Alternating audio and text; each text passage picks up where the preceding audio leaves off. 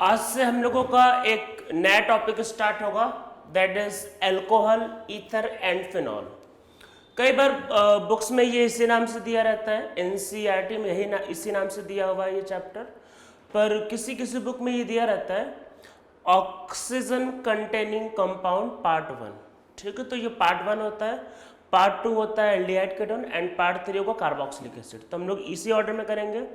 First हमारा chapter होगा alcohol, ether and phenol, second chapter, इसके बाद एल्डिहाइड कीटोन, और फिर third chapter carboxylic acid and it's derivative. ठीक है, तो इसके पहले हम लोगों ने ऑर्गेनिक केमिस्ट्री में बहुत से चैप्टर कर लिए हैं, जीओसी कर लिया है, आइसोमेरिज्म कर लिया, नोमेनक्लेचर कर लिया, फिर हमने रिएक्शन मैकेनिज्म भी किया था, फिर हाइड्रोकार्बन भी हमने किया हुआ है, और alkyl halide and aromatic hydrocarbon. इतने चैप्टर हमारे कंप्लीट हो चुके हैं। अब हम लोग जो भी ये चैप्टर और अगले जो 2 चैप्टर करने वाले, इसमें हमारा जो मेन फंक्शनल ग्रुप होगा वो आपका होगा एल्कोहल, नहीं सॉरी, वो हमारा होगा ऑक्सीजन।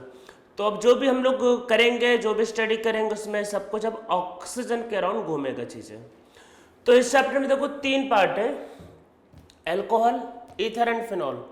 पहले एल्कोहल करेंगे, फिर ईथर करेंगे, फिर फिनॉल करेंगे। ठीक, इसी ऑर्डर में करेंगे। तो सबसे पहले हम लोग एल्कोहल से स्टार्ट करते हैं। तो सबसे पहले देखो हम लोगों का चैप्टर का सीक्वेंस वही होगा। तो सबसे पहले हम लोग प्रिपरेशन पढ़ेंगे, फिर कुछ प्रॉपर्टीज पढ़ेंगे, वही जो मेथड रहता है। तो सबसे पहले मैं अल्कोहल के बारे में कुछ बातें बता देता हूँ, शायद आपको वैसे पता होगा, नहीं पता होगा, देखते हैं। सबसे पहले आपके पास टाइप्स ऑफ अल्कोहल, कि कितने टाइप के अल्कोहल होते हैं।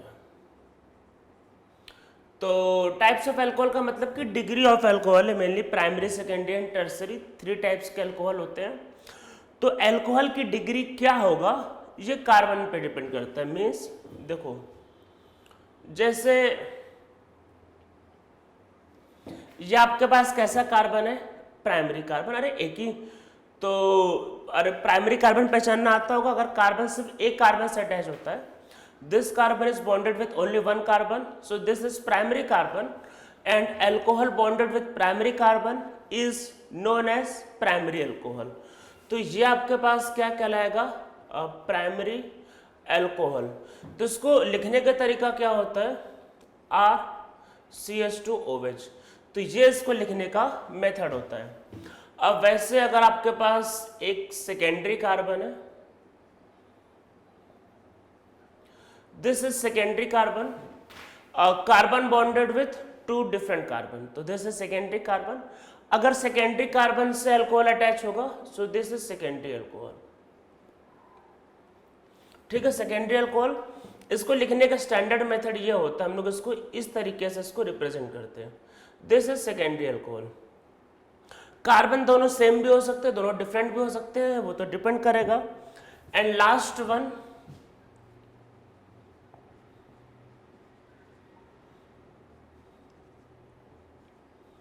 तो ये कैसा कार्बन है, तो ये हमारे पास देखो टर्सरी कार्बन है। तो ये टर्सरी कार्बन है और अल्कोहल उससे जुड़ा होगा, alcohol bonded with tertiary carbon is tertiary alcohol. तो ये कैसा कार्बन है भाई, ये टर्सरी कार्बन है, तो अल्कोहल कैसा होगा, tertiary. So this is tertiary alcohol. ठीक है, तो इसको लिखते हैं RCR और OH। ठीक है, इसको इस तरीके से लिखा जाता है। तो primary, secondary, tertiary 3 types of alcohol होते हैं। और अल्कोहल की डिग्री किस पर डिपेंड करता है, अल्कोहल की डिग्री इस बात पर डिपेंड करता है जिस कार्बन से अल्कोहल जुड़ा है। अगर अल्कोहल प्राइमरी कार्बन से जुड़ा होगा तो प्राइमरी अल्कोहल, अगर अल्कोहल सेकेंडरी कार्बन से जुड़ा होगा सेकेंडरी अल्कोहल, और अगर अल्कोहल टर्सरी कार्बन से जुड़ा होगा सो वो आपके पास होगा टर्सरी अल्कोहल। तो 3 टाइप्स ऑफ अल्कोहल होते हैं एंड अल्कोहल की डिग्री इस बात पर डिपेंड करता है कि what is degree of carbon. ठीक है, अब इसके अलावा हम लोग कई बार इसमें कुछ वर्ड बोलते हैं, जैसे 1-2 वर्ड और लिख लो। जैसे अगर आपके पास एक वर्ड लिखा है मोनोहाइड्रिक, मैं लिखवा देता हूँ, शायद कभी कभार मिल जाता है। देखो, मोनो का मतलब होता है 1। अगर किसी मान लेते हैं चेन में, किसी स्ट्रक्चर में अगर सिर्फ एक अल्कोहल है, तो अगर सिर्फ 1 अल्कोहल है मतलब 1 OH है, तो इसको बोलते हैं मोनोहाइड्रिक। अगर कहीं पे लिखा है डाईहाइड्रिक, तो डाई का मतलब पता होगा 2। तो अगर कहीं पे 2 OH होते हैं तो उसको डाईहाइड्रिक भी बोलते हैं। इसको कई अगर 3 हाइड्रिक है तो इसको ट्राईहाइड्रिक भी बोलते हैं, और अगर 3 से ज़्यादा हो गए तो उसको पॉलीहाइड्रिक। पॉली मतलब कि एक्चुअल में more than 3, this is polyhydric. तो इसमें क्या है, मोर देन 3 अल्कोहल। अगर 3 से ज़्यादा OH हो गए तो वो ऐसा नेमिंग होता है। जैसे कुछ एग्जाम्पल लिख लेते हैं इसमें। मैं कुछ फेमस मॉलिक्यूल के नाम लिख देता हूँ यहाँ पे। जैसे इसमें हो सकता है इथेनॉल, मिथेनॉल, कोई भी लिख लो, प्रोपेनॉल, ठीक है। इसमें ग्लाइकोल, ग्लाइकोल एक बार आया था पहले, याद करो। ग्लाइकोल क्या होता है, CH2OH CH2, this is glycol, ठीक है। हम लोग इसको कई बार देखो इसका IUPAC नेमिंग तो इथेन 1,2 डाइऑल होगा, ठीक है। IUPAC naming ethane 1,2 diol, common naming glycol, और एक इसका नाम है कॉमन नेमिंग में, इसको बोलते हैं हम लोग कई बार इथाइलिन डाइऑल, ठीक है। ये इसका कॉमन नेमिंग, और ये कॉमन नेमिंग है IUPAC नेमिंग इथेन डाइऑल, ठीक है। फिर अगर आपके पास 3 OH है तो इसमें एक एग्जांपल बहुत फेमस है, ग्लिसरॉल। तो क्या होता है,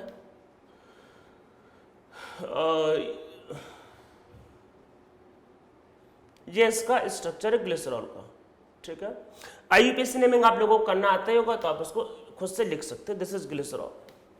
और जैसे मोर देन 3 का एग्जांपल, अरे ग्लूकोज हो गया, उसमें 5 OH होते हैं, सुक्रोज हो गया, फ्रक्टोज हो गया। तो ये सब में क्या होता है, 3 से ज़्यादा OH होते हैं। तो आगे चल के तो हमें एक चैप्टर ही करना है बायोमोलिक्यूल, तो जहाँ पे हम लोग बहुत ढेर सारे एग्जांपल देखेंगे। ग्लूकोज फ्रक्टोज का स्ट्रक्चर में ड्रॉ कर सकते हो, पर अभी कोई सेंस नहीं, आगे एक चैप्टर ही आएगा उस पर, तो क्या करेंगे अभी ड्रॉ करके, ठीक है। तो मोर देन 3 के भी बहुत ढेर सारे एग्जाम्पल्स होते हैं, उस पर तो आगे चैप्टर ही आने वाला है।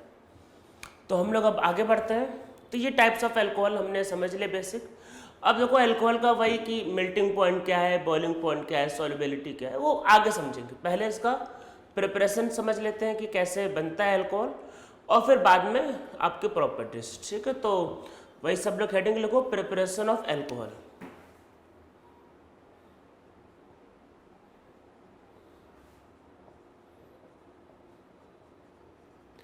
कि भाई अल्कोहल को कैसे बना सकते हैं, ठीक है। सबसे पहले मैं सबसे इम्पोर्टेंट मेथड से चालू करता हूँ। देखो वैसे ऑर्डर तो कुछ भी हो सकता है, पर मैं पहले वो स्टार्ट करता हूँ जो आपके लिए कुछ नया है, और फिर वो घिसे पीछे। अरे रिएक्शन मैकेनिज्म में क्या बनना था, जब एल्किल हैलाइड था तो अल्कोहल ही तो बनता था बार बार। तो एल्किल हैलाइड से अल्कोहल SN2 SN1 SN2 अभी कर लेंगे, बाद में सब तो ऑलरेडी बहुत बार कर लिया है। और वो रिएक्शन से याद करो जो करवाए थे एल्कीन में, अरे वही ऑक्सीमर्क्यूरेशन, डीमर्क्यूरेशन, HBO, हाइड्रोपोरोनेशन, ऑक्सीडेशन, उसमें भी तो अल्कोहल बनना था। तो कर लेंगे वो सब पता है ऑलरेडी, तो कर लेंगे, लास्ट में वो सब कर ही लेंगे। पहले वो करते जो हमको नहीं पता है और जो अभी इंपॉर्टेंट है। वैसे इंपॉर्टेंट तो वो भी है, पर वो हमको ऑलरेडी पता है, ठीक है। तो इसीलिए पहले जो नहीं पता वो कर लेते हैं। तो एक रिएजेंट है जिसका पहले कई बार नाम आ चुका है, ग्रिग्नार्ड रिएजेंट। तो अब उसके कुछ और रिएक्शन चालू करते हैं। तो इसमें फर्स्ट लिखते हैं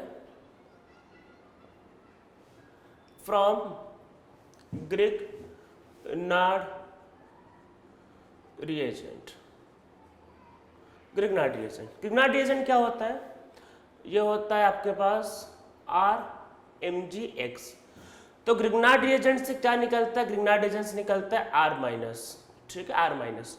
कार्बन पे minus charge means it is a very strong base, it is a very strong nucleophile. तो इसमें नीचे लिखो, देखो Grignard reagent is source of R- and R- is a very strong base और वेरी स्ट्रॉन्ग न्यूक्लियोफाइल। तो अब base होगा कि न्यूक्लियोफाइल, वो तो कंडीशन पे डिपेंड करता है, और ऑलरेडी इनका डिफरेंस पहले बताया हुआ है रिएक्शन मैकेनिज्म में। तो वो तो रिएक्शन पे डिपेंड करेगा, अगर ये हाइड्रोजन को लेके आ जाएगा तो बेस कहलाएगा, और जाके किसी पे जुड़ जाएगा तो न्यूक्लियोफाइल कहलाएगा। तो इसका जो रिएक्शन है एसिड बेस वाला, हम लोगों ने हाइड्रोकार्बन में किया हुआ था। मैंने बताया था कि अगर कभी भी ग्रिग्नार्ड रिएजेंट की रिएक्शन अगर आप किसी एसिडिक हाइड्रोजन के साथ करते हो तो वो H को ले लेता है। तो उसका एसिड बेसिस वाला रिएक्शन हमने ऑलरेडी किया हुआ है, तो हम लोग अभी इसका न्यूक्लियोफिलिक वाला रिएक्शन करने जा रहे हैं। अगर देखो, अगर ऑप्शन हो ग्रिग्नार्ड एजेंट के पास दोनों रिएक्शन करने का, मान लो ऐसा है कि वो न्यूक्लियोफाइल की तरह भी काम कर सकता है एक जगह, मान लो एक बड़ा मॉलिक्यूल, उसमें एक जगह एसिडिक हाइड्रोजन भी है और एक जगह वो न्यूक्लियोफाइल के जैसे भी काम कर सकता है, और ये सिर्फ एक ही है, तो वैसे केस में एसिड बेस रिएक्शन प्रेफर होगा। ठीक है, तो न्यूक्लियोफाइल वाला प्रेफर तब होता है जब मतलब कि एसिडिक हाइड्रोजन नहीं होता, तो अदरवाइज ये मतलब एसिड बेस वाला थोड़ा प्रेफर करता है, थोड़ा सा प्रेफर करता है एसिड बेस वाले को रिएक्शंस को देना।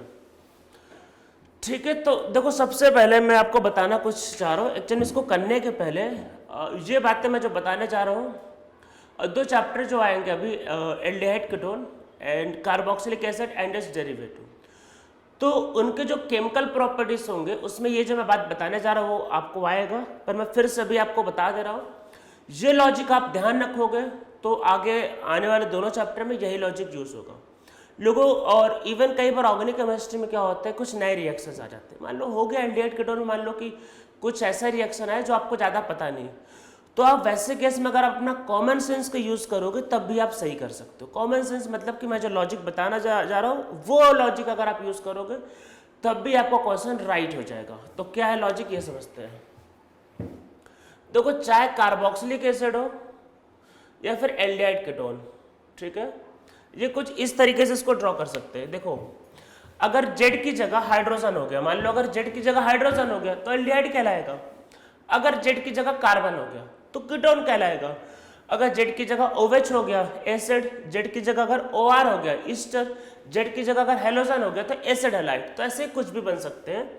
तो अभी हम इस पर मतलब जेड कुछ भी हो सकता है। अब देखो इसमें होता क्या, दोनों में मतलब कि एल्डिहाइड कीटोन में भी और carboxylic acid and it's derivative में, दोनों की जितने भी प्रॉपर्टीज है केमिकल प्रॉपर्टीज वो एक ही रूल पे ही चलते हैं। तो देखो क्या रूल है, तो इन पे क्या होता है, न्यूक्लियोफाइल का अटैक थोड़ा प्रेफर होता है, मतलब कि अगर इसको करवाना हो तो न्यूक्लियोफाइल का अटैक को बहुत प्रेफर करता है। तो एक चीज़ को ध्यान रखना, तो जब भी रिएक्शन की बात आएगी तो ऑक्सीजन को समझना माइनस, कार्बन को समझना प्लस और ये जेड, ठीक है, ऐसा समझना।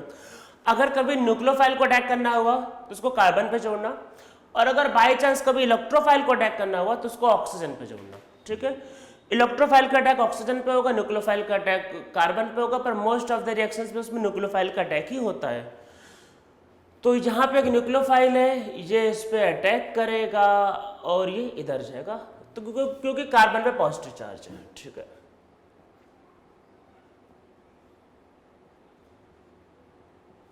ये बन गया आपके पास। अब देखो इसमें दो चीजें हो सकती, क्या क्या, अगर जेड जो है वो हाइड्रोजन या फिर कार्बन है, मतलब ये एल्डिहाइड है या फिर कीटोन है, तो एल्डिहाइड और कीटोन तो भाई कभी भी निकल के नहीं जाते, तो ऐसे केस में क्या होगा, एक इलेक्ट्रोफाइल भी होगा अलग से और वो जाके इस पे जुड़ जाएगा। तो मतलब क्या बना, मतलब वो ROE न्यूक्लियोफाइल और जेड ये मॉलिक्यूल बनेगा। तो यहाँ पे देखो हुआ क्या, यहाँ पे डबल बॉन्ड टूटा और एडिशन हुआ, और पहले अटैक किसने किया, न्यूक्लियोफाइल ने। तो aldehyde ketone mainly nucleophilic addition reaction देना प्रिफर करते हैं, उनका नॉर्मली यही मैकेनिज्म चलता है, मोस्ट ऑफ द रिएक्शन में यही मैकेनिज्म चलता है। तो उसमें नीचे लिखो in case of aldehyde and ketone, in case of aldehyde and ketone normally mechanism of reaction is nucleophilic addition reaction, addition हो रहा है और कौन पहले अटैक किया, न्यूक्लियोफाइल। आपको अगर एल्डिहाइड कीटोन का कोई, मान लो एल्डिहाइड कीटोन कुछ दिया है और आपको कोई रिएक्शन करवाना है, तो आप अगर ये टर्म याद रखोगे न्यूक्लियोफिलिक एडिशन रिएक्शन, तो आप नॉर्मली सही करवा लो कि न्यूक्लियोफिलिक एडिशन रिएक्शन, ध्यान रखना वहां पे न्यूक्लियोफिलिक एडिशन रिएक्शन होता है। अब देखो यहाँ पे कुछ और भी हो सकता है, क्या, अगर ये जो जेड है, सपोज करते हैं अगर वो हेलोजन होता, अरे याद करो हम लोगों ने कुछ लिविंग ग्रुप किया हुआ था, याद है ना, लिविंग ग्रुप जो पुअर बेस होते हैं वो अच्छा लिविंग ग्रुप मतलब जो स्टेबल होते हैं। तो जैसे हेलोजन हो गया, मान लो OR हो गया, OH हो गया, या फिर सी मतलब O C double bond O और R, एनहाइड्राइड हो गया, या फिर अमाइड। वैसे अमाइड उतना अच्छा लिविंग ग्रुप नहीं है, अमाइड में होने के चांसेस बहुत लो होते हैं, पर फिर भी इससे तो बेटर ही है, ठीक है। वैसे होने के चांसेस थोड़े से कम होते हैं अमाइड में, तो पर फिर भी हो सकता है। तो अगर ये हेलोजन हुआ OR OH तो ये एसिड और उसके डेरिवेटिव। तो अब ऐसे केस में क्या होता है, ऐसे केस में ये जो लोन पेयर है ये इस पे अटैक करेगा और इसको बाहर निकालेगा। तो मतलब वहां पे क्या होता है, क्योंकि जेड एक अच्छा लिविंग ग्रुप है। देखो लिविंग ग्रुप अच्छा क्या होता है, जिसपे माइनस चार्ज स्टेबल हो सके, जो आपके वीक बेस होते हैं, वीक बेस। तो जैसे HCl is a very strong acid, तो X minus will be very good base, या फिर सॉरी वेरी पुअर बेस। अरे स्ट्रॉन्ग एसिड का conjugate base will be weak, और वो क्या होगा, बहुत अच्छा लिविंग ग्रुप। तो अगर ये इनमें से कोई एक भी प्रेजेंट हुआ तो ये एक ठीक ठाक लिविंग ग्रुप है, मतलब ये तो बहुत अच्छा है, ये भी बहुत अच्छा है, बाकी भी सही है। मतलब अरे कार्बन और हाइड्रोजन से तो बेटर ही है। तो ऐसे केस में क्या होगा, RC डबल बॉन्ड O और NU और Z बाहर। तो यहां पे देखो क्या हुआ, यहां पे एक न्यूक्लियोफाइल आया और दूसरा वाला निकल गया। तो यहां पे सब्स्टिट्यूशन हो रहा है, सब्स्टिट्यूशन पर अटैक किसने ने किया, न्यूक्लियोफाइल ने। तो कार्बोक्सिलिक एसिड और उसके डेरिवेटिव के केस में जो मैकेनिज्म फॉलो होता है वो होता है न्यूक्लियोफिलिक सब्स्टिट्यूशन रिएक्शन। अब देखो इसके बारे में डिटेल में, या इसके बारे में डिटेल में तो आगे जब चैप्टर आएगा तभी करेंगे। फिर आप बोलोगे सर अभी क्यों करवा रहे, क्योंकि ग्रिग्नार्ड एजेंट में भाई इसका यूज पढ़ने वाला है, इसलिए करवा रहे हैं, ठीक है। तो इसमें फिर नीचे लिखो in case of carboxylic acid and it's derivative, in case of carboxylic acid and it's derivative,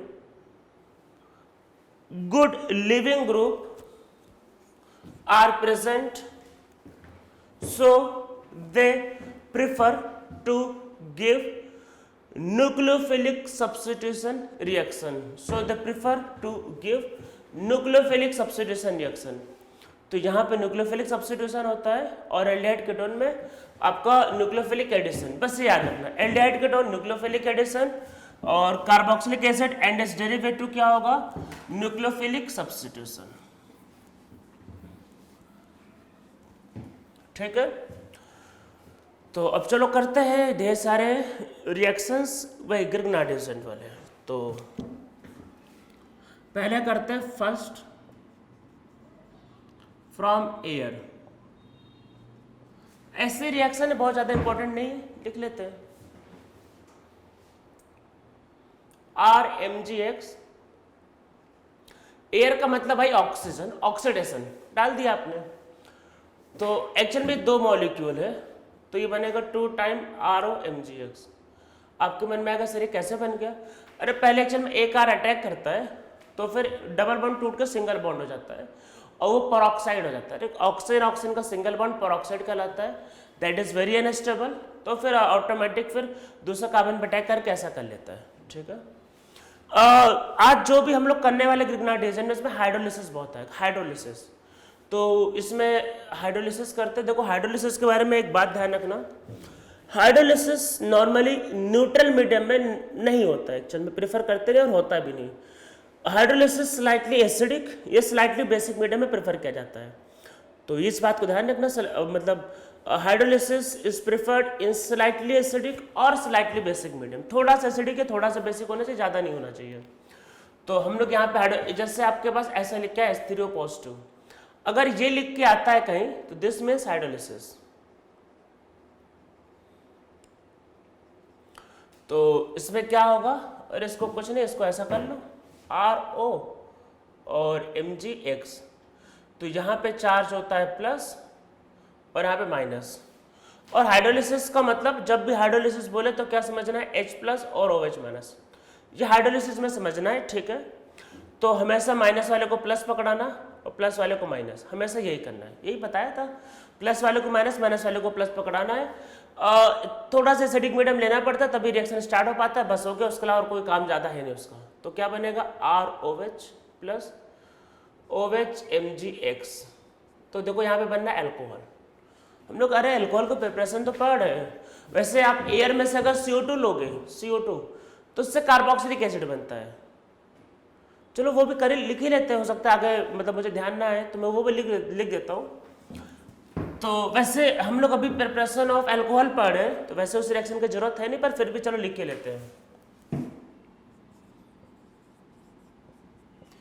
अगर आप इसका रिएक्शन मतलब CO2 के साथ करते हो, मतलब अगर आप ग्रिग्नार्ड रिएजेंट का रिएक्शन कार्बन डाइऑक्साइड के साथ करते हो तो क्या होगा? देखो R-, अरे वही लॉजिक जो भी बताया, कौन सा? अरे इसको यहाँ अटैक और ये इधर, यही तो बताया ना न्यूक्लियोफाइल का अटैक। तो क्रॉस में देखो क्या होगा, R-C, फिर यहाँ पे डबल बॉन्ड O, जिधर माइनस आ जाएगा उधर बाकी बचा हुआ MgX आके जुड़ जाता है। अरे वो भी तो बचा है ना MgX, तो यहाँ पे है माइनस और यहाँ है प्लस। वैसे भी मैग्नीशियम में प्लस चार्ज प्रेफर होता है। और अगर आप इसका करा दो हाइड्रोलिसिस, अरे स्टीरियो पॉजिटिव मतलब हाइड्रोलिसिस, तो क्या बनेगा? RCOOH प्लस OH MgX, ये बनेगा। ठीक है, तो अगर आप ऑक्सीजन से रिएक्शन करवाते हो तो अल्कोहल बनता है, CO2 से रिएक्शन करवाते हो तो कार्बोक्सिलिक एसिड बनता है। वैसे ये यहाँ नहीं करना था पर फिर भी लिख लेते हैं साथ ही साथ, तो ये कार्बोक्सिलिक एसिड बन जाता है ये।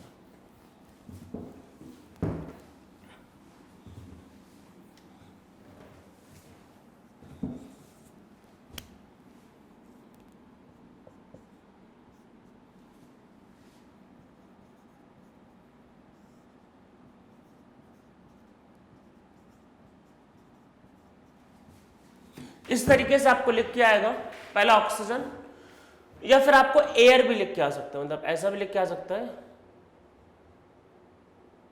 और ऑक्सीजन। ठीक है, ऐसा भी आ सकता है, या O2 भी। तो आप इसका आंसर क्या दोगे? ये।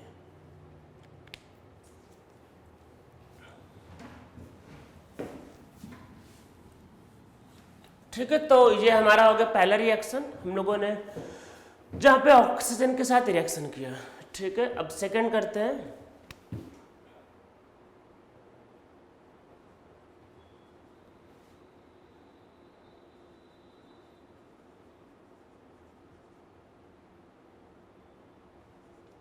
फ्रॉम फॉर्मल्डिहाइड, फॉर्मल्डिहाइड से करेंगे। तो देखो है क्या, कुछ रिएक्शंस में लिखने जा रहा हूँ एल्डिहाइड कीटोन के सब एक ही जैसे हैं, तो पर नाम बदलता जाएगा। तो वही अब एल्डिहाइड और फॉर्मल्डिहाइड से अलग से के लिए उसके पीछे रीजन है, तो अभी लिख देते हैं। पहले देखो क्या है, क्या करना है। देखो सब में यही एक ही सीक्वेंस है, RMgX और ये होता है फॉर्मल्डिहाइड।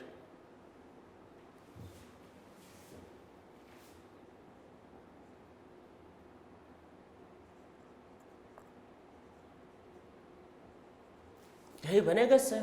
देखो फिर हाइड्रोलिसिस,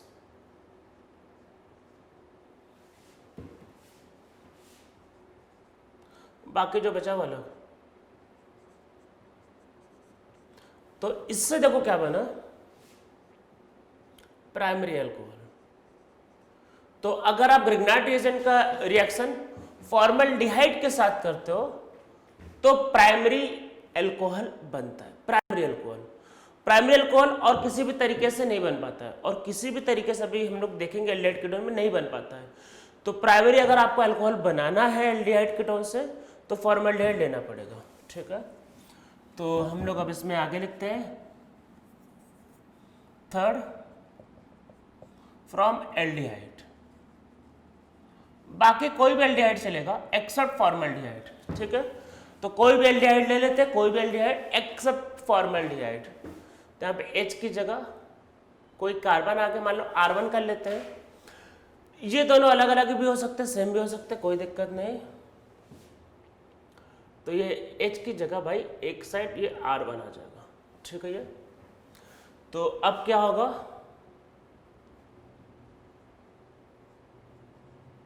ये बनेगा। ठीक है, और ये आपके पास कहलाएगा सेकेंडरी अल्कोहल।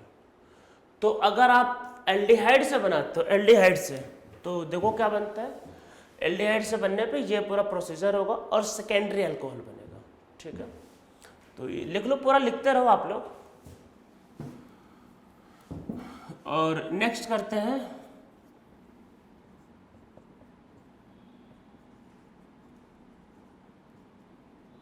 कीटोन। अगर कीटोन होता तब क्या होता?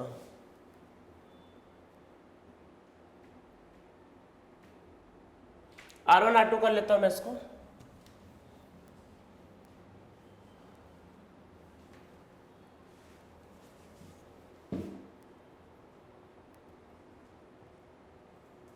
ठीक है, इसका हाइड्रोलिसिस करते हैं। देखो एक बात को ध्यान रखना, ये टर्सरी है।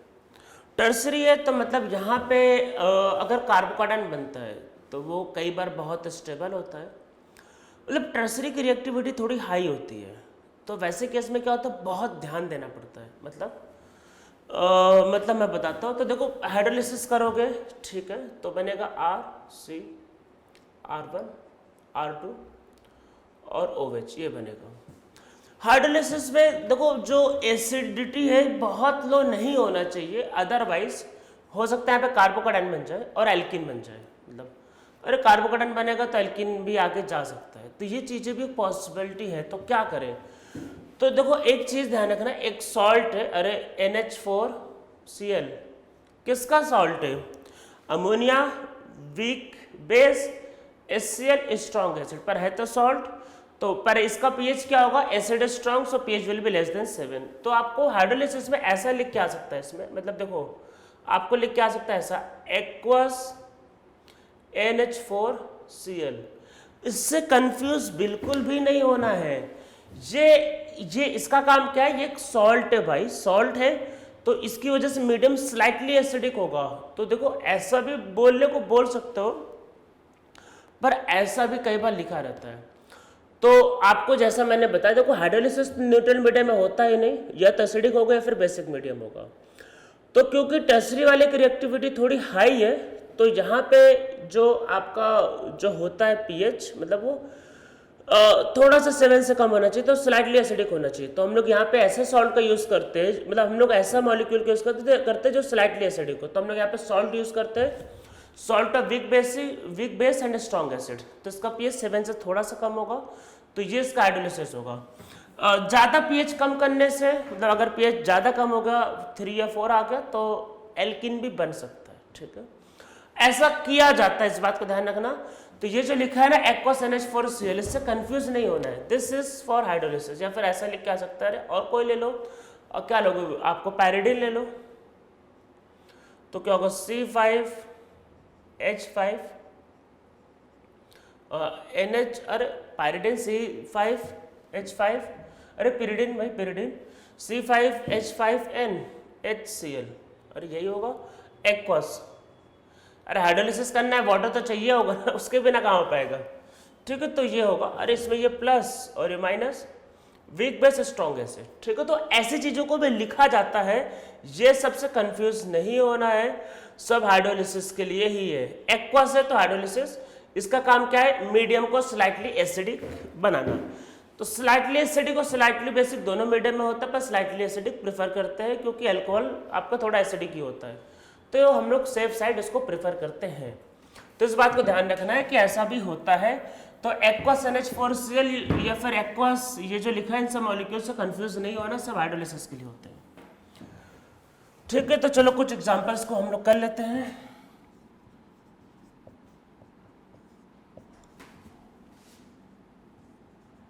तो मैं कुछ क्वेश्चंस दे रहा हूं, तो सबको इसको ट्राई करना है।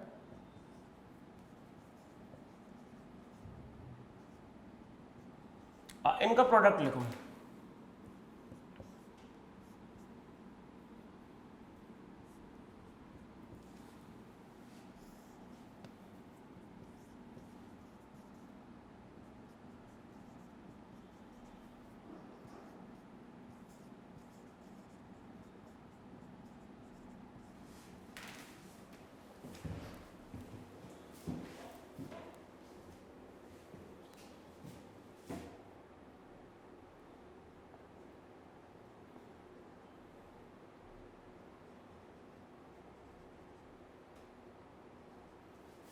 सेकेंडरी अल्कोहल,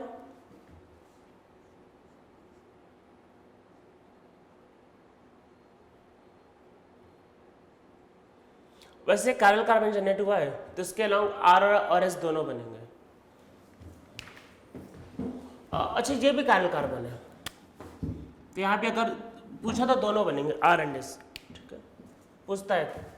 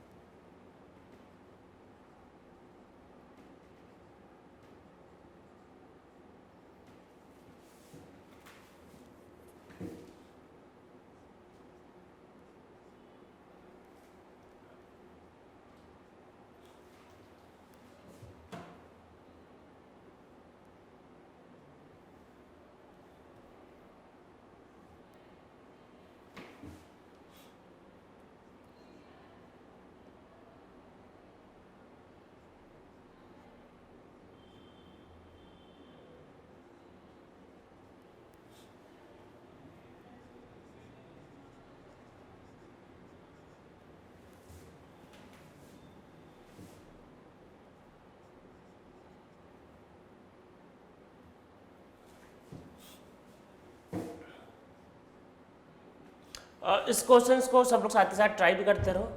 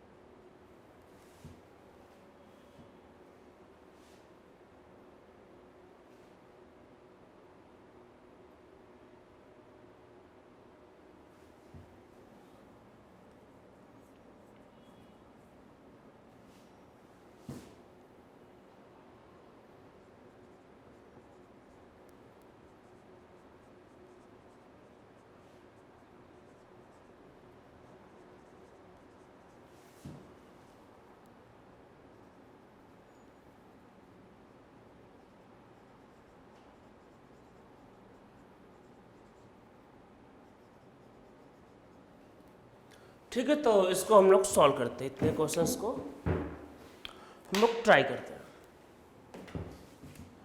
तो देखो सबसे पहले एल्कोहलिक केवेज से क्या होता है, एल्कोहलिक केवेज से आपको याद होगा एल्किन बनता है।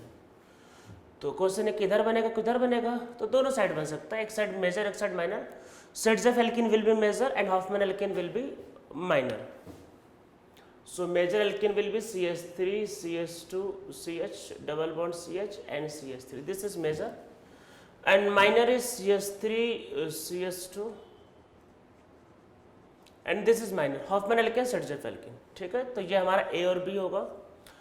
इसका ओजोनलिसिस करने के लिए बोला है तो C और D, मतलब इसमें से एक क्या होगा, one will be CH3, CH2, अरे ये इसका बोलना है CHO and other will be CH3, CHO। ठीक है, तो इसमें से एक C है और एक D है। ठीक है, कौन सा C है कौन सा D अभी हमको नहीं पता है, पर वन ऑफ मतलब इसमें one of the molecule is C and other is D। पर देखो इसमें क्या है, तो इसमें बोल रहा है कि एमी का अटैक और हाइड्रोलिसिस, ठीक है। तो देखो इसमें कार्बन क्या है, सबसे पहली बात तो देखो यहाँ पे कितने कार्बन है, 1 2 और 3, ठीक है। अगर आप इसको मान लो D मानोगे तो यहाँ पे 1 2 3 कार्बन ऑलरेडी है, और एक अटैक करोगे तो कितने कार्बन हो गए, 4। यहाँ पे 3 ही कार्बन, इसका मतलब कि ये D नहीं हो सकते। यहाँ पे देखो 2 कार्बन है, एक का अटैक करोगे तो वो बन जाएगा। इसका मतलब ये है कि इन दोनों मॉलिक्यूल में ये जो है this is D and this is C, ठीक है। नंबर ऑफ कार्बन से पहचान लिया कि भाई ये बनना है तो ये D यही होना चाहिए। अब इसमें E क्या होगा, वह ग्रिग्नार्ड एजेंट जहां से अटैक होगा।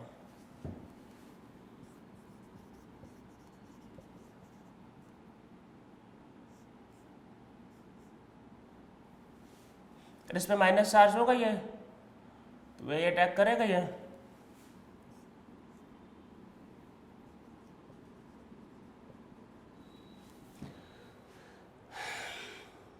मेरे हिसाब से ये बनेगा इसमें। और hydrolysis, this will be the product, ठीक है। ये तो यहां तक कंसेप्ट समझ में आ गया होगा।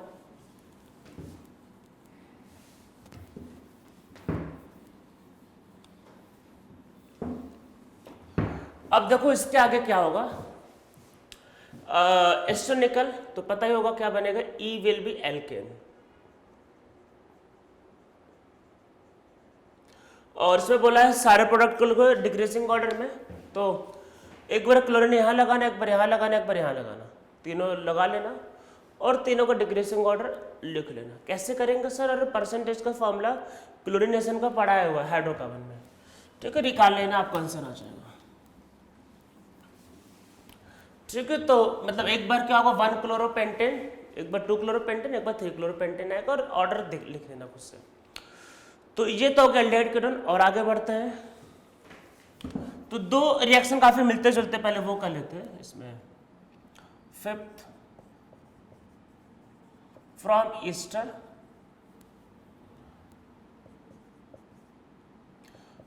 ईस्टर वाला जो होता है एक्चुअल में अगर आप मेरे से पूछो तो ईस्टर वाले एग्जाम में काफ़ी ज़्यादा आता है, और लोग इसको गलत करते हैं। मतलब मैंने जो देखा है मेजोरिटी में ज़्यादा ईस्टर वाला ही पूछता है, लोग गलत भी इसको पता नहीं क्यों बहुत ज़्यादा करते हैं। तो देखो पहले इसको मैं R1 कर देता हूँ, इसको R2 कर देता हूँ। जो लॉजिक बताया वो ध्यान रखना है। एसिड और उसके डेरिवेटिव में कौन सा रिएक्शन प्रेफर होता है, अरे कौन सा प्रेफर होता है, वही वाला ना, अरे न्यूक्लियोफिलिक सब्स्टिट्यूशन रिएक्शन। तो सबसे पहले RMGX, R माइनस एक न्यूक्लियोफाइल है, और ये इस पर अटैक होगा, ये बाहर निकलेगा। अरे 2 स्टेप में होगा, मैंने एक ही बार में कर दिया, पहले मैकेनिज्म समझा दिया था ना कि भाई पहले न्यूक्लियोफिलिक सब्स्टिट्यूशन होता है, ये अटैक करेगा, पहले वो बाहर निकलेगा, तो क्या बनेगा, तो वो पहले ही अटैक करेगा, इसका लोन फिर पीछे जाता है, फिर बैक अटैक करेगा, बाहर निकलेगा। तो ऑलरेडी समझा दिया है, तो वही कॉन्सेप्ट है। और वो तो बाहर निकल गया, और बाहर निकल के ग्रिग्नार्ड एजेंट ढेर सारे होते हैं, तो किसी एक ग्रिग्नार्ड एजेंट से मान लो जाके मिल गया, ठीक है, ये हो गया, इसका काम तो हो गया। अब आगे, अरे अब तो कीटोन आ गया, कीटोन का रिएक्शन तो अभी बताया था, फिर से रिपीट कर दो।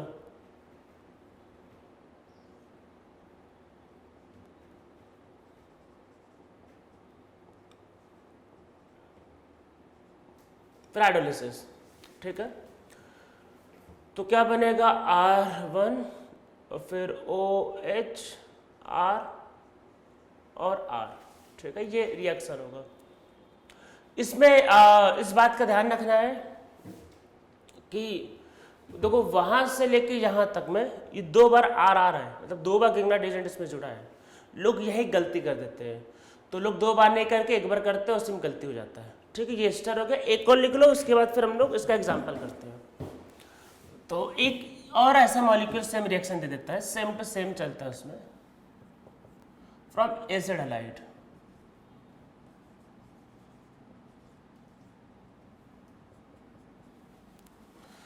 एसिड हैलाइड भी रिएक्शन देता है, और इवन ये रिएक्शन एनहाइड्राइड भी देता है, पर ये रिएक्शन अमाइड नहीं देता है। अमाइड को, क्योंकि अमाइड में NH2 जो होता है, जो उसका H है, अरे वो एसिडिक है, याद करो हाइड्रोकार्बन में क्या पढ़ाया था, अगर हाइड्रोजन कनेक्टेड होता है ऑक्सीजन से, नाइट्रोजन से, सल्फर से, सन बोला था ना सन, तो वो हाइड्रोजन एसिडिक होता है, तो वहां पे ग्रिग्नार्ड एजेंट से एसिड बेस रिएक्शन हो जाती है। तो अमाइड के केस में और एसिड हैलाइड के केस में रिएक्शन, मतलब सॉरी अमाइड के केस में और कार्बोक्सिलिक एसिड के केस में रिएक्शन नहीं करवाते हैं। मतलब होता है पर हम जो चाह रहे वो नहीं मिलता, हमें चाहिए अल्कोहल, वो नहीं मिलता, कुछ और हो जाता है, तो वो हमारे काम का भी है नहीं। तो आप एसिड हैलाइड लो तो same to same procedure repeat हो जाएगा। तो बस OH की जगह क्या हो जाएगा, X, ठीक है। तो वो X बाहर निकल जाएगा, कुछ होगा नहीं, बस ये बाहर आ गया यहाँ पे X, तो ये तो बन गया MgX2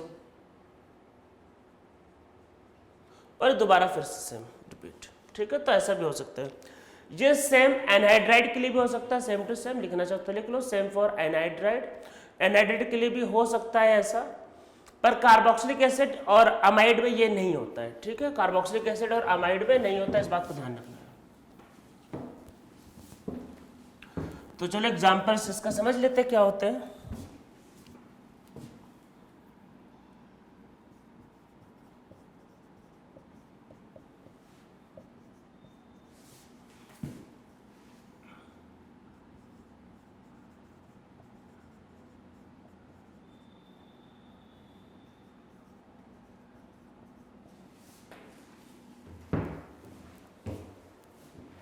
ऐसा भी लिख के आ सकता है एक्चुअल में, और ज्यादा बेटर होगा कि 2 बार लिख के आ जाए।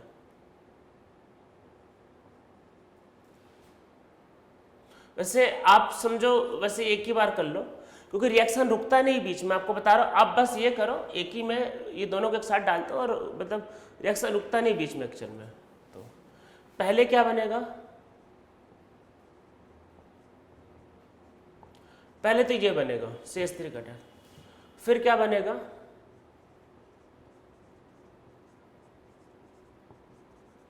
फिर ये बनेगा, ठीक है, ये मॉलिक्यूल आएगा। तो ऐसा क्वेश्चन होता है, लोग काफ़ी ज़्यादा इसमें गलती करते हैं एक्चुअल में, ठीक है। मैं एक्चुअल में इसका अच्छा क्वेश्चन दिखाता हूँ कि क्या आता है, मतलब बहुत ये एक्चुअल में आया हुआ क्वेश्चन है, ये एक्चुअल में सारे एग्जाम का आया हुआ क्वेश्चन है, ये मॉलिक्यूल।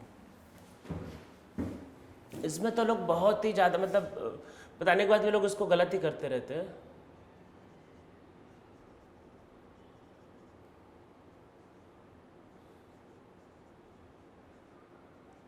देखो सबसे पहले ये अटैक करेगा और पहले ये टूटेगा, अरे भाई ईस्टर है ये, एसिड बेस रिएक्शन करवा लेना मीथेन उथेन, अभी हमारा फोकस वो नहीं है, करवाना चाहो करा लेना, वो सब हमारा फोकस नहीं है।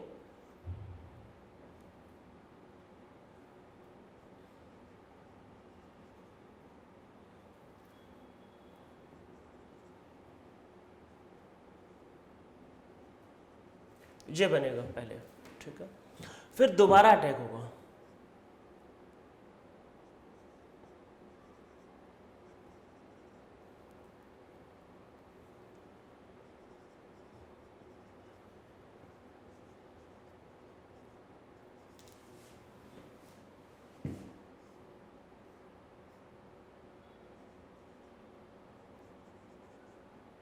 तो यहाँ पे 2 बार CH3 आएगा, लोग उससे में गलती कर देते हैं, तुमको समझ में नहीं था कि 2 बार CH3 कैसे आया। और अब इसको चाहो तो OH कर दो, अरे हाइड्रोलिसिस का हो चुका है तो इसको OH करना चाहो तो कर दो, ठीक, बस हो गया, यही इसका आंसर है।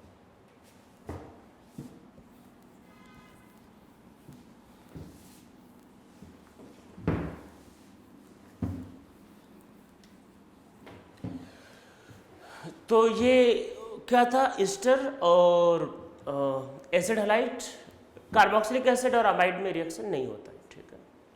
एक और मॉलिक्यूल में होता है ये रिएक्शन, कितने होगा, 6 होगा ना ये, एक और 7 करो इसमें,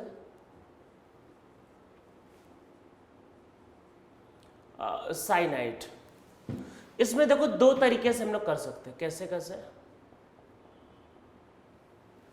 या तो स्क्वायर, या तो आप इसमें 2 बार ग्रिग्नार्ड करवा दो, अरे डबल बॉन्ड 2 बार होगा, एक बार ऊपर से भी करवा, मतलब 2 बार करवा दो,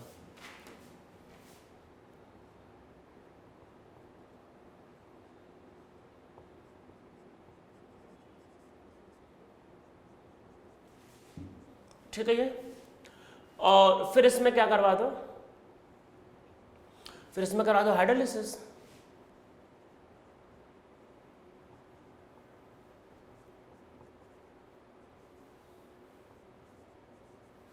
तो ये इसका आंसर है, हाइड्रोलिसिस करवा तो ये इसका आंसर आ जाएगा। ठीक है, जिसको करने का और तरीका क्या हो सकता है, आप एक बार करवाओ,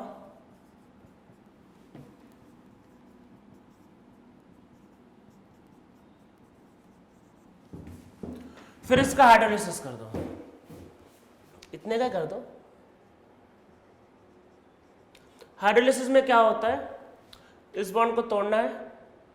अरे नाइट्रोजन की इलेक्ट्रोनेगेटिविटी ज़्यादा होती है, तो ज़्यादा वाले को क्या देना, 2 बार H और यहाँ पे 2 बार OH, ठीक है देना।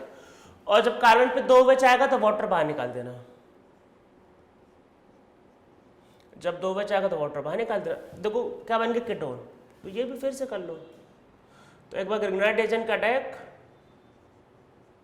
और फिर दोबारा हाइड्रोलिसिस, तो वही सेम आपके पास जो होगा आंसर आ जाएगा। ठीक है,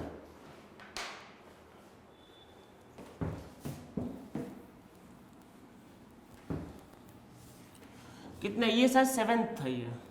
ठीक है, और अरे एग्जाम्पल, चलो एक एग्जाम्पल लिख लो।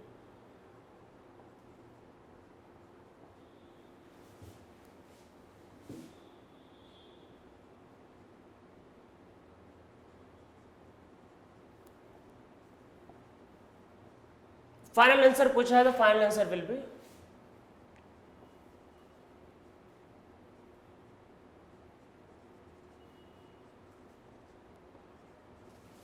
ये इसका फाइनल आंसर है। ठीक है,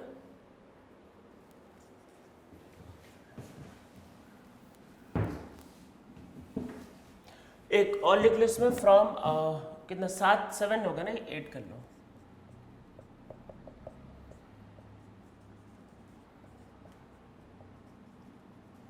ऑक्सीरेन, अरे ऑक्सीरेन वही भाई जो इपॉक्सी था।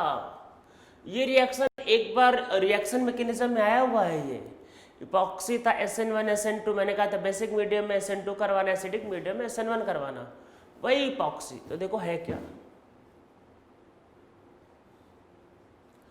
अगर ये एक मॉलिक्यूल है, ठीक है, अगर आप इसका रिएक्शन ग्रिग्नाइट एजेंट के साथ करते हो तो ग्रिग्नाइट agent R- is a very strong base, तो वो उधर से अटैक करेगा जहां पे स्टेरिक हिंडेंस कम होगा, SN2 मैकेनिज्म।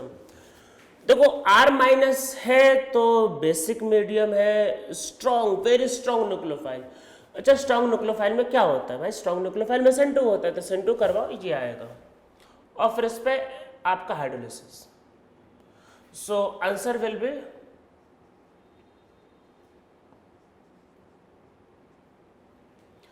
दिस। ठीक, ये बनेगा।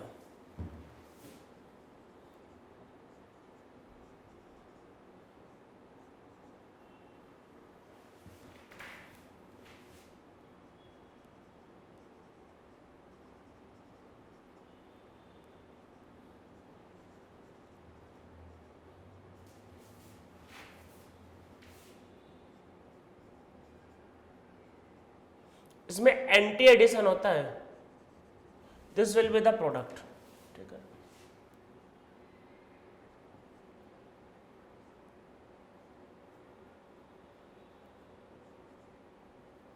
ये ध्यान रखना है कि एंटी होता है, एंटी अटैक इसमें, तो याद होगा ना, एंटी जोड़ता है ये।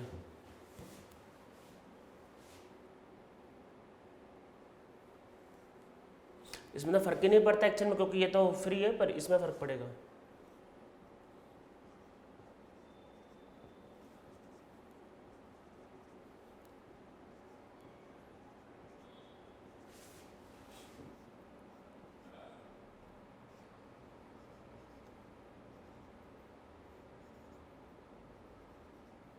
तो ये और ये जो एमी है, और ये एंटी जोड़ के मैंने दिखा, एंटी दिखाना है। ठीक है, एंटी एडिशन इसमें। ठीक है, तो ये हो गया हमारा पहला मेथड अल्कोहल को बनाने का। हम लोगों ने कहाँ से बनाया, ग्रिग्नाइट एजेंट से भाई बना लिया। ठीक है, तो ये कुछ रिएक्शंस थे ग्रिग्नाइट एजेंट्स के जो हमें पता होने चाहिए थे, और जो एक ठीक ठाक इंपॉर्टेंट रिएक्शंस थे। तो पहले हमने क्या, preparation of alcohol from Grignard agent, ठीक है। अब और करते हैं, चलो सेकंड लिखते हैं रिडक्शन। तो हम लोग रिडक्शन से क्या करेंगे, मतलब रिडक्शन से बनाएंगे आपका अल्कोहल। तो देखो कुछ फेमस रिड्यूसिंग एजेंट कौन कौन से हैं, तो देखो 3 तो बहुत फेमस रिड्यूसिंग एजेंट, हम लोग उन्हीं को समझेंगे। एक तो पहला है H2Ni, मतलब पहला है H2 निकल, ठीक है। तीनों के बारे में लिखते रहते हैं। तो रिडक्शन में देखो पहला रिएजेंट कौन है, अरे H2 निकल, हाइड्रोजन प्लस मेटल कैटलिस्ट। तो हाइड्रोजन प्लस मेटल कैटलिस्ट क्या होता है, किसी भी पाई बॉन्ड को रिड्यूस कर देता है, किसी भी पाई, सिर्फ पाई बॉन्ड को रिड्यूस करता है, इसके अलावा कुछ नहीं करता। तो इसमें नीचे लिखो it reduces all type of pi bond, सिर्फ पाई बॉन्ड को रिड्यूस करता है, इसके अलावा कुछ भी नहीं करता है। तो एल्किन से एल्केन बनता है, एल्काइन से एल्केन बनता है, सब में एल्केन ही बनता है। और कहाँ फिर हो सकता है, देखो अगर आपके पास एल्डिहाइड है, इसका रिडक्शन करवाओ H2 निकल के साथ, अरे पाई बॉन्ड रिड्यूस करके पाई बॉन्ड तोड़ के H और H पकड़ा दो, तो इससे बनता है अल्कोहल। तो अगर आप एल्डिहाइड को रिड्यूस करोगे तो भाई प्राइमरी अल्कोहल बनता है, ये ध्यान रखना। मतलब ऐसा आता है कि what is product when aldehyde is reduce, तो प्राइमरी अल्कोहल, ध्यान रखना है प्राइमरी अल्कोहल इसका प्रोडक्ट होता है, ठीक है। दूसरा ये कीटोन को भी रिड्यूस करता है, ठीक है, कीटोन को भी रिड्यूस करता है।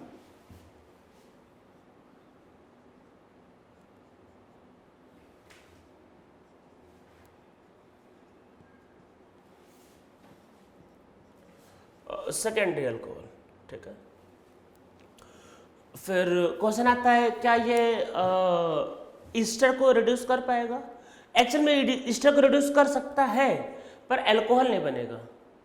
अरे उसमें दोनों ऑक्सीजन तो बचे रह जाएंगे ना, वो इससे पाई बॉन्ड को तोड़ता है, सिर्फ पाई बॉन्ड को। अरे अल्कोहल, अरे ईस्टर में यहाँ पे OR होता है तो OR भी तो रहेगा ये, तो वो अल्कोहल थोड़ी ना कहलाएगा वो। तो वैसी चीज़ों को हम नहीं लिख रहे, तो नॉर्मली वो बहुत अच्छा मेथड होता भी नहीं है। तो H2 निकल आप ध्यान रखना मेनली रिड्यूस किसको करता है, एल्डिहाइड एंड कीटोन को, ठीक है।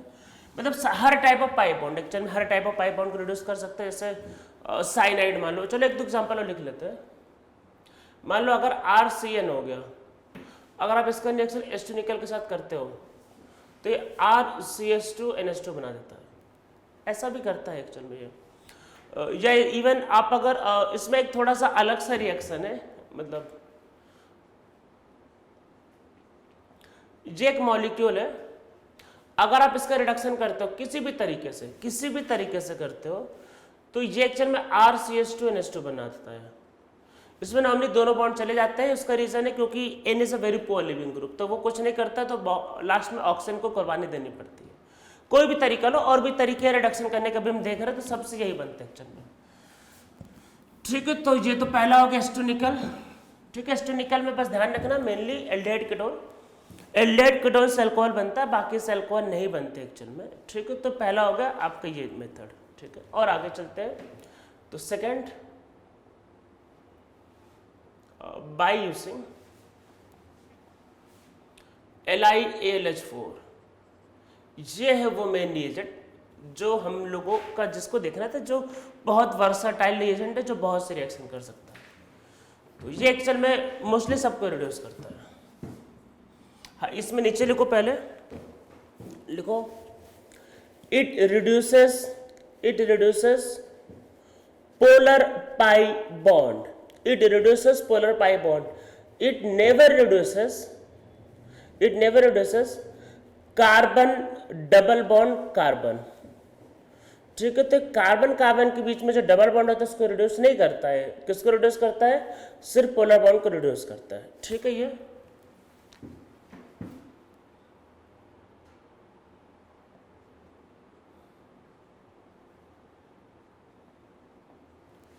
इसको लिखते जाओ, हो गया ये RCH2OH बनेगा।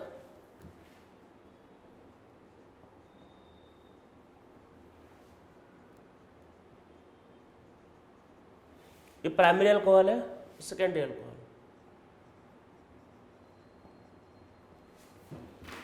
ये इवन ईस्टर को भी रिड्यूस करता है।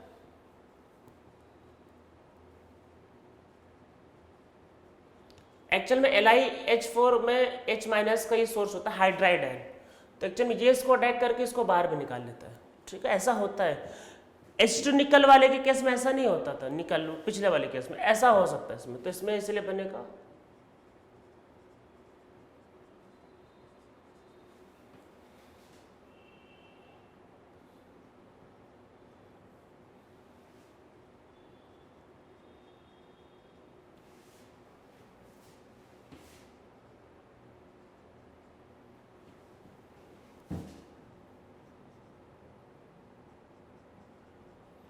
अभी जैसा बताया कि NH2 एक अच्छा लिविंग ग्रुप नहीं, NH2 नहीं जाएगा छोड़ के, तो ऐसे केस में आंसर ये बनता है। ये ध्यान रखना, ये इंपॉर्टेंट है, वेरी इंपॉर्टेंट, ये अलग है। बाकी अगर आप एनहाइड्राइड लेते हो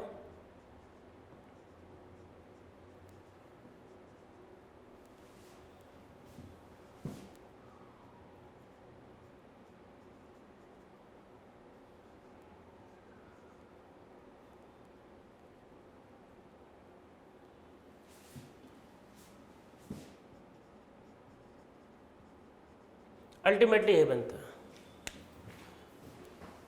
ठीक है, कार्बोक्सिलिक एसिड थोड़ा सा अवॉइड करते हैं, करने को तो करवा सकते हैं पर थोड़ा अवॉइड करते हैं।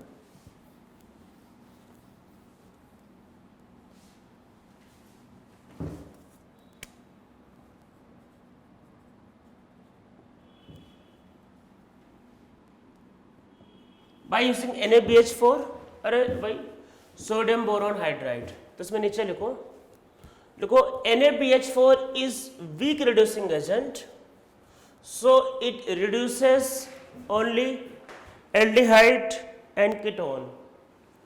NaBH4 does not reduces carboxylic acid and its derivative. तो कार्बोक्सिलिक एसिड और इसके डेरिवेटिव को रिड्यूस नहीं करता है, सिर्फ किसको करता है, एल्डिहाइड और कीटोन। ठीक है, reduces only aldehyde and ketone. तो अरे वही है आपका, अगर एल्डिहाइड होगा तो इससे प्राइमरी अल्कोहल बन जाएगा, अगर कीटोन होगा तो सेकेंडरी अल्कोहल बन जाएगा। ठीक है, ये ध्यान रखना है। और वो कार्बोक्सिलिक एसिड और उसके डेरिवेटिव को रिड्यूस नहीं करता है, बिल्कुल भी रिड्यूस नहीं करता। ठीक है,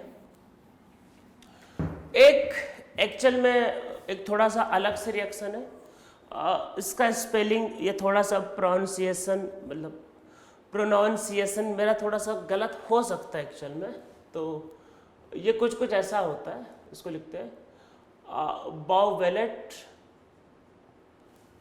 एक्चुअल में बाउवेलेट ब्लैंक रिडक्शन। ठीक है, ये नाम है, वैसे नाम इतना इंपॉर्टेंट नहीं है पर तब भी पता होना चाहिए। बाउवेलेट यू एक्चुअल में बाउवेलेट ब्लैंक रिडक्शन। ठीक है, ये तो क्या होता है एक्चुअल में, क्या इसमें बहुत सिंपल से रिडक्शन है ये। तो इसमें क्या लेते हैं रिएजेंट, पहले ये देख लो रिएजेंट क्या है। इसका आप रिएजेंट थोड़ा सा भूल जाओगे, इसलिए ध्यान रखना। इसमें सोडियम, अरे सोडियम पता होता है ना, सोडियम खुद ऑक्सीडाइज होना चाहता है, दूसरे को रिड्यूस करता है। अरे सोडियम को ऑक्सीडाइज होता है ना, इलेक्ट्रॉन को लॉस करता है, तो ऑक्सीडाइज से दूसरे को रिड्यूस करता है। तो हम लोग Na के साथ एल्कोहल लेते हैं, AlC एल्कोहल लिखा रहता है, पर कई बार आपको ऐसे लिख के आ जाएगा Na इथेनॉल, तो इससे कंफ्यूज नहीं होना है भाई, ये और ये एक ही है। ये फिर ऐसे लिख के आ जाएगा Na प्लस एल्कोहल, कोई भी अल्कोहल लिख के आ सकता है, even Na plus butanol, Na plus ethanol, कोई भी अल्कोहल लिख के आ सकता है, कोई दिक्कत नहीं। करना क्या है, अरे जो अभी तक करे थे वही सेम। तो क्या है, अगर आपके पास एक एल्डिहाइड है, अगर आप इसका रिएक्शन Na एल्कोहल के साथ करते हो, अरे एल्कोहल मतलब इथेनॉल, कोई भी लिख लो, चलो इथेनॉल, एक्चुअल में लिखा है ऐसा रहता है Na(C2H5OH), तो बनता है RCH2OH। एक्चुअल में वो इलेक्ट्रॉन को ट्रांसफर करके रिडक्शन होता है, पर अल्टीमेटली यही बनता है। ठीक है, और अगर आप NaCO मतलब RCO R के साथ अगर आप Na एल्कोहल का मतलब यूज करते हो तो बनेगा आपके पास R बाई CH OH और R, ठीक है, ये रिएक्शन होता है।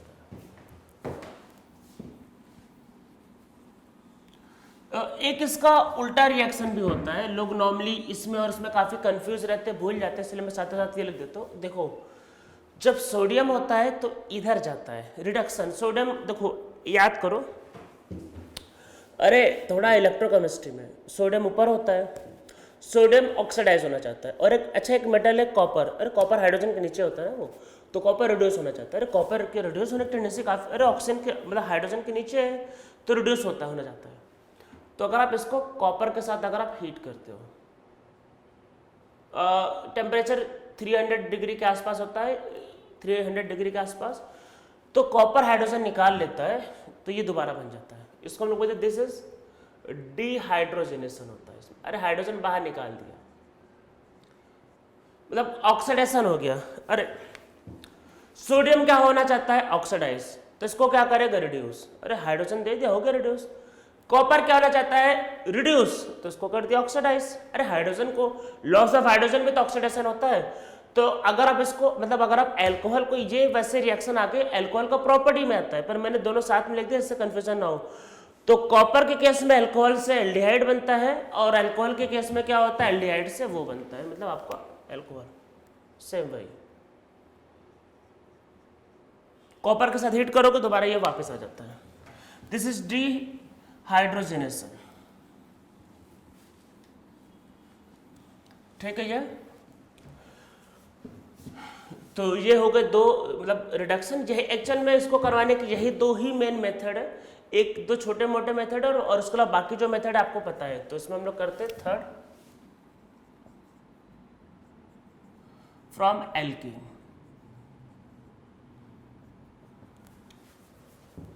क्या क्या है तरीका करवाने का, मैं एक एग्जांपल, क्योंकि इस पर रिसर्च पूरा किया हुआ है, पहले एल्कीन बहुत डिटेल में करवाया, पूरा रिसर्च किया हुआ है, तो बस एग्जांपल समझो, RCH3 CH CH3 CH double bond CH2, ठीक है।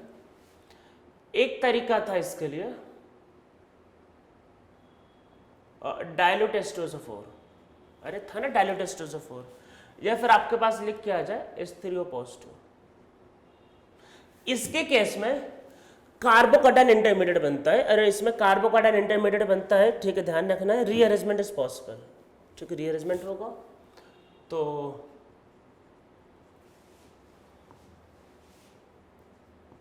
पहले ये बनेगा, हाइड्राइड को ट्रांसफर कर देना,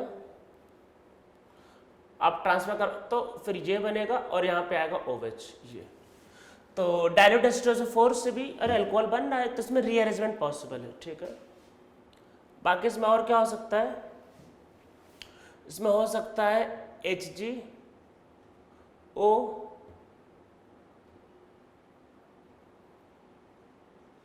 AC ट्वाइस, साथ में वाटर, और दूसरा फिर NaBH4, ठीक है। तो बनता है नहीं, ये जो अच्छा लिखा हुआ ऑलरेडी CH3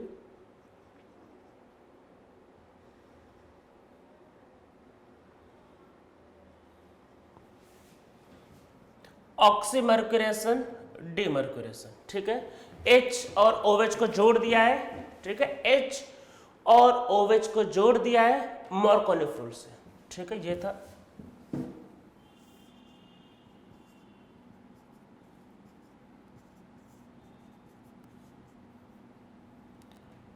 H2O2, तो दिस इज हाइड्रोबोरोनेशन ऑक्सीडेशन।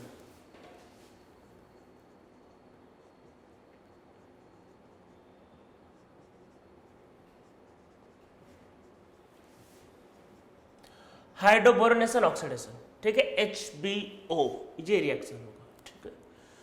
तो इन दोनों क्लास के बारे में मैंने ऑलरेडी कई बार बता रखा है, इन दोनों में ध्यान रखना है कि रीअरेंजमेंट नहीं होता है, इन बातों को ध्यान रखना होता है।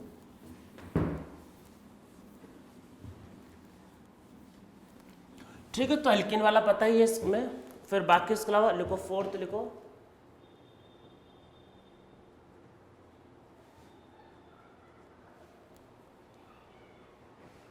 From alkene halide.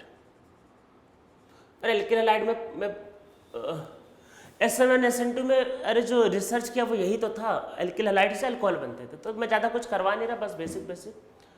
अगर RCH2X लिखा है, ठीक है, कार्बोकैटायन बनता है, सब बता रखा है SN1 में, कुछ वैसा। हाँ, इसमें ऐसा लिख जा सकता है कई बार वाटर और एसीटोन, तो एसीटोन से कंफ्यूज नहीं होना है भाई, एसीटोन इस वाले पार्ट को अच्छे से सॉल्युबल करने के लिए होता है कई बार, तो इससे कुछ कंफ्यूज नहीं होना, बस वही बनेगा RCH2OH। अरे SN1 मैकेनिज्म है, मैं कुछ भी नहीं करवाना चाह रहा, रीअरेंजमेंट है नहीं है, सब ऑलरेडी लिखवा रखा है, ठीक है, अभी कुछ भी करने का मेरा मन नहीं है, ऑलरेडी इस पर सब कुछ बताया हुआ है। और एक्वस KOH तो RCH2OH।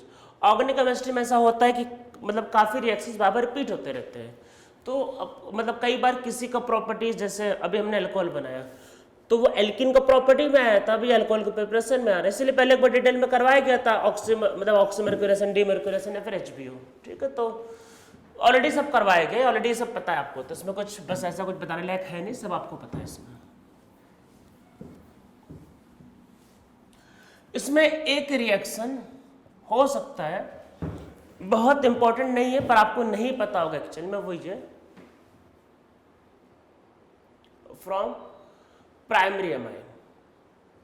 प्राइमरी ही लेना है।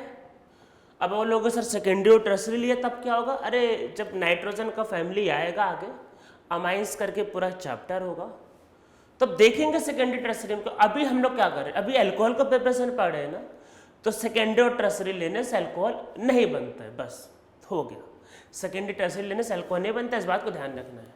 तो अब होता है एक्चुअल में क्या है इसमें, अगर आप RCH2NH2 की रिएक्शन, ठीक है, एक्वस HNO2 के साथ करते हो, ये इवन मैंने SN1 का सबसे लास्ट में साथ बताया होगा, SN1 इन अमाइंस, तो ये SN1 मैकेनिज्म इसमें होता है।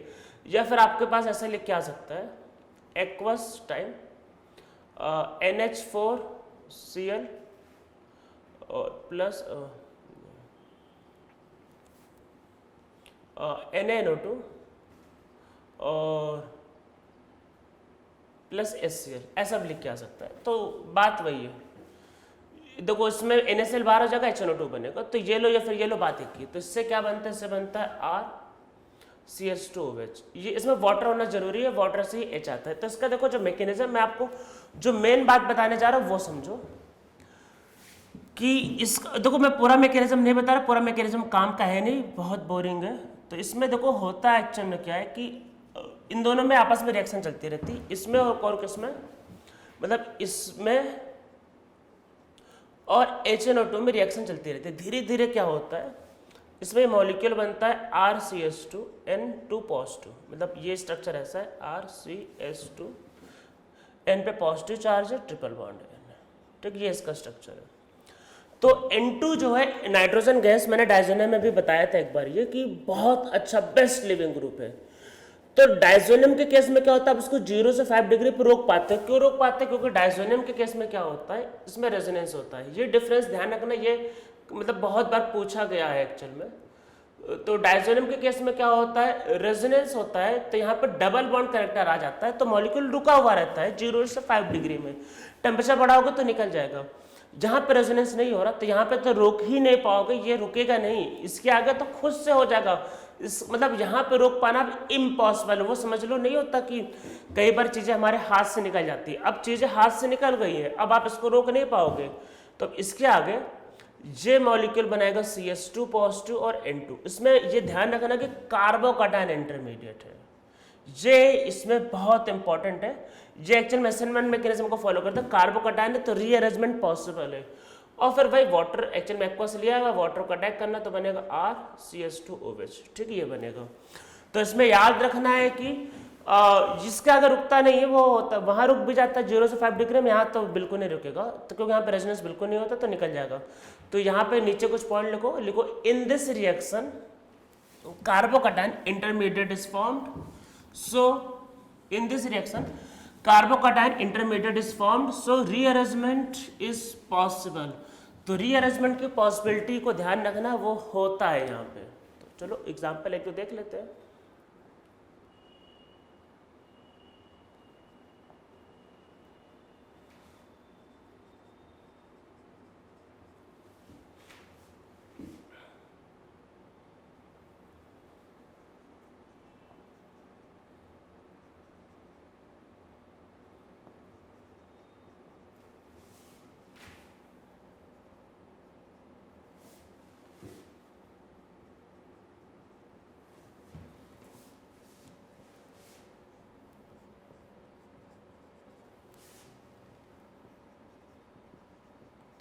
चलो ये 3 एग्जाम्पल कर लेते हैं।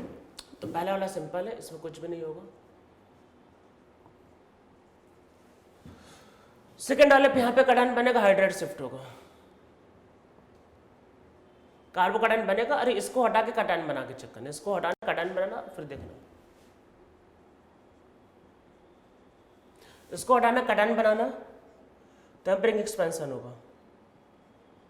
ये अल्टीमेट हमारा प्रोडक्ट आएगा। ठीक है, तो ये हो गया हम लोगों का अल्कोहल फिनॉल ईथर का फर्स्ट लेक्चर, जहाँ पे हम लोगों ने अल्कोहल का प्रिपरेशन सीखा। अब नेक्स्ट लेक्चर में हम लोग अल्कोहल की कुछ फिजिकल प्रॉपर्टी और फिर कुछ केमिकल प्रॉपर्टीज को करेंगे।